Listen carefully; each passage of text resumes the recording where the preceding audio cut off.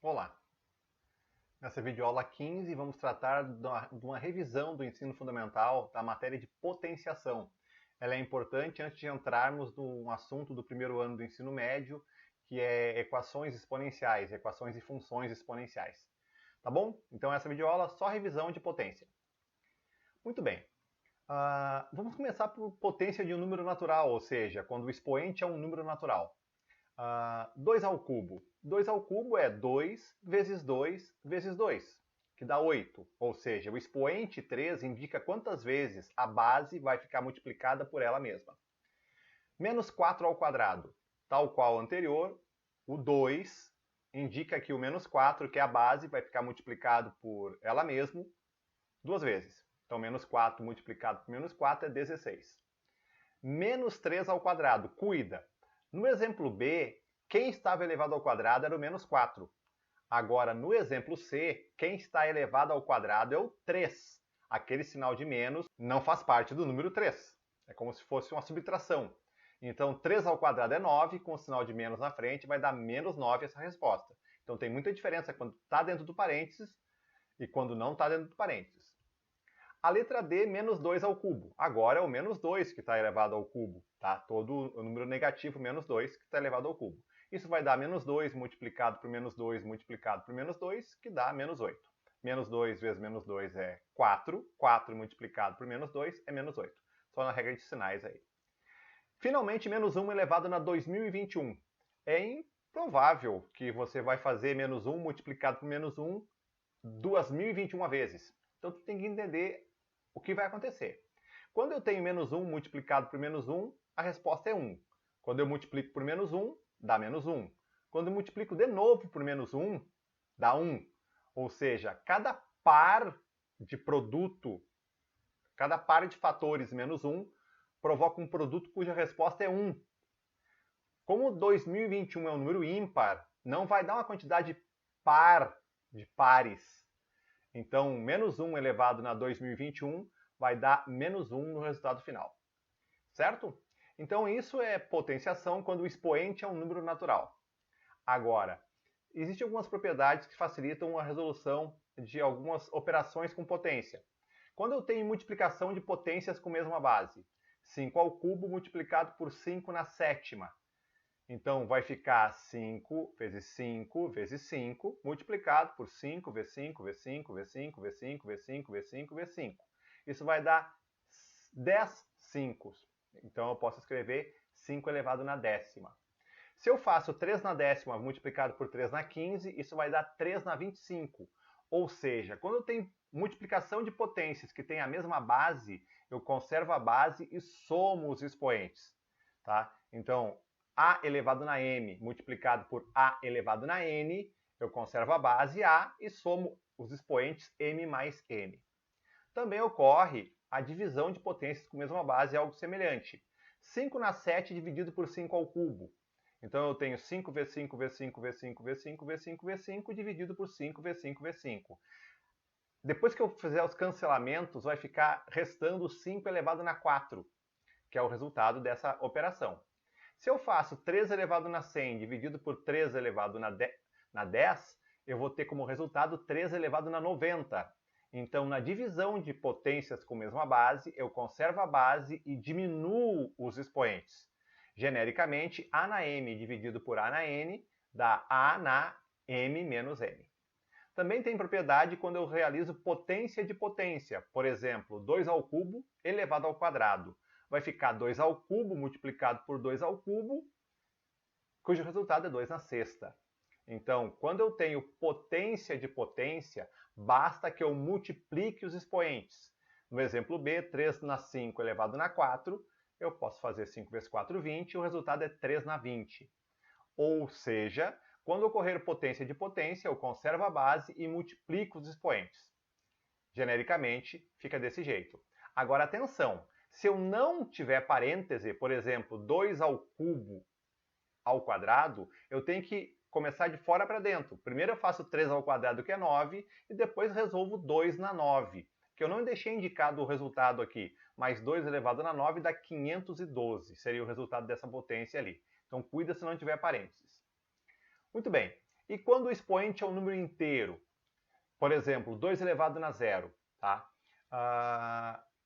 Tu deve ter ouvido falar já, 2 elevado a zero vai dar 1 como resultado. Deve ter escutado assim, qualquer número elevado a zero é 1. Não é bem verdade, o 0 na zero não dá 1.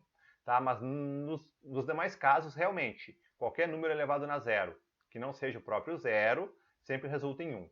Mas por que 2 na zero é 1? Vou te convencer aqui rapidamente.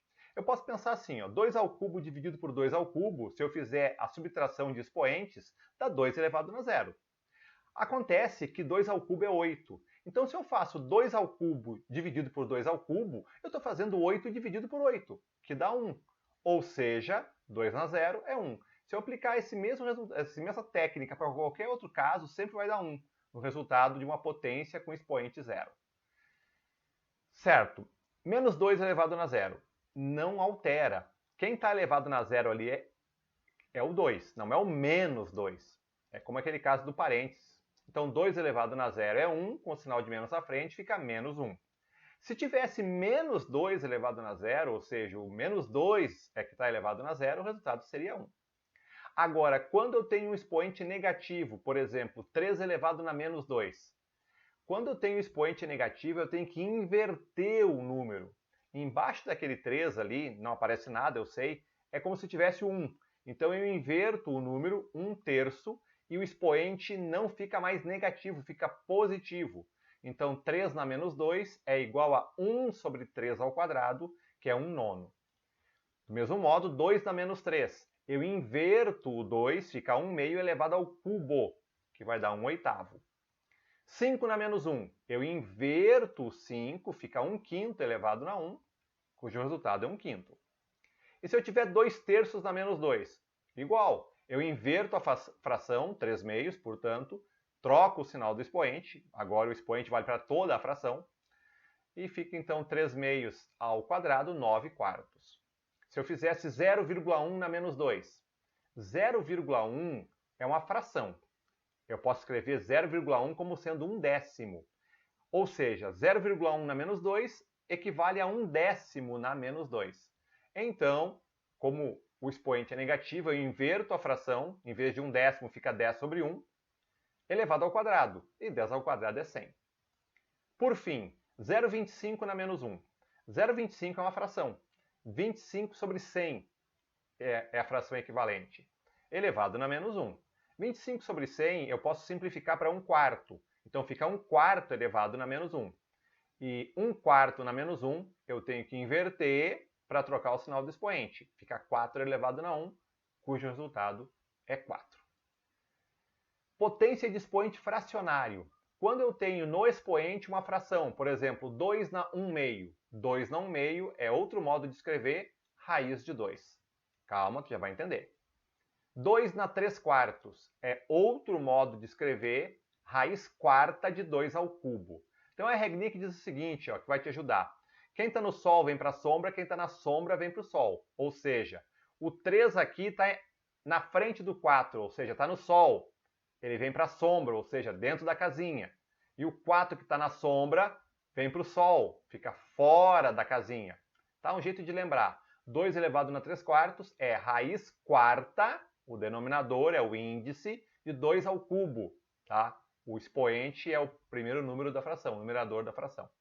Vamos reforçar. 4 na 3/2, eu tenho raiz quadrada de 4 ao cubo. Esse é o resultado. 3 na 0,1. Calma, 0,1 é 1/10, então tu está calculando 3 na 1/10. Como 1/10 é uma fração, eu vou escrever na forma de raiz. 3 raiz décima de 3 na 1, porque o denominador é o índice da raiz. Genericamente, a elevado na b sobre c é igual a raiz índice c de a elevado na b. Ou seja, quem está no sol vem para a sombra, quem está na sombra vem para o sol. Tá? Um jeito de lembrar. Mas é importante saber as representações com fração, com potência com expoente fracionário. Potência de base 10. 10 na 4. 10 na 4 é o 1 seguido de 4 zeros. Tá? Então é 10.000. 10 na 10 é o 1 seguido de 10 zeros. Então dá aquele número todo ali. a gente pode ter dificuldade de ler aquele número ali. Então é o seguinte, ó, é mais fácil ler um número grande quando eu uso pontos para facilitar a leitura, separando as classes. Então, quando eu tenho 10 zeros, eu começo da direita para a esquerda, separando de 3 em 3. Isso são as classes.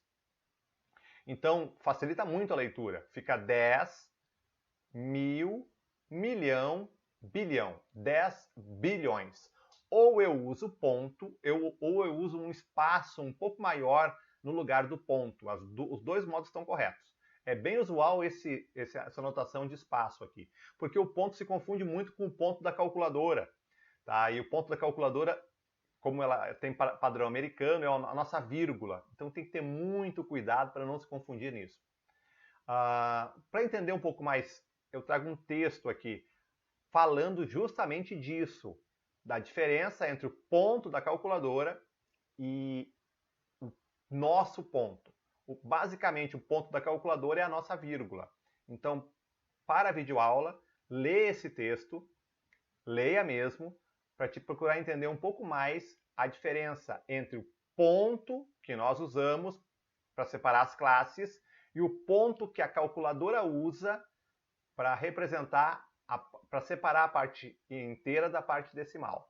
Esse é o primeiro slide do texto. Esse é o segundo slide do texto. Eu não quero que a videoaula fique grande, então eu quero que tu pare a videoaula e leia, que aí está bem detalhado as diferenças de uso entre o ponto e a vírgula. E esse aqui é o terceiro e último slide desse texto, tá? Que traz a informação que nos Estados Unidos o ponto é a nossa vírgula e lá a vírgula é o nosso ponto. Então, inclusive, trago aqui, ó, 32,450,234. Não tem sentido isso aqui no Brasil. Mas nos Estados Unidos, no padrão americano, isso aqui é 32.450.234. Ou seja, a vírgula de lá faz o nosso papel do ponto aqui. E, em contrapartida, o ponto deles é a nossa vírgula. Então, lê o texto para te ficar informado e não fazer essa confusão. Mas voltemos às potências de base 10. 10 na 4, tu já tinha visto, é 10 mil. 10 na 10, tu já viu, é 10 bilhões, é o número 1 seguido de 10 zeros. E se a potência tiver expoente negativo, potência de 10 com expoente negativo? É só pegar o número invertido. Aqui vai ter 3 Ks depois da vírgula. Então vai ser o 1000 invertido, 0,001. Tá? 1000 invertido, 3 zeros e o 1. E se for 10 na menos 7, vai ter 7 zeros e o número 1. Ou seja, 7 casas depois da vírgula. Nós lemos 0,0000001. Tá? A leitura é assim mesmo, não tem outra forma. Muito bem, para finalizar um exemplo. Deseja-se comprar lentes para óculos. As lentes devem ter espessuras mais próximas possíveis da medida 3 mm. No estoque de uma loja há lentes de espessuras 3,10 mm, 3,021 mm, 2,96 mm, 2,099 mm e 3,07 mm. Se as lentes forem adquiridas nessa loja, a espessura escolhida será em milímetros de, ou seja, a lente mais próxima possível da medida 3 mm. Tá bom? Para a videoaula, eu vou passar para a resposta no próximo slide. Não olha, responde. Travou? Conta até 3. Travou? Agora sim, vou te mostrar a resposta. Mas tu travou e pensou nisso primeiro. Certo? O resultado é 3,021. Porque 0,2 significa 2 centésimos depois da medida exata de 3 milímetros. 2,96 é 4 centésimos antes. Então, quem está mais próximo é 3,02. 3,07 é 7 centésimos depois. 3,10 é 10 centésimos depois. E 2,099 é bem longe de 3. Tá? Não é nem 2,1. Portanto, a resposta é 3,021. Certo, gente? Uma revisão de potência, porque no próximo assunto nós vamos tratar de equações exponenciais, que é um assunto do primeiro ano do ensino médio e vai precisar dessa revisão de potência. Qualquer coisa, volta a assistir os pontos que tu precisa revisar. Certo? Obrigado pela companhia, nos vemos por aí, bons estudos!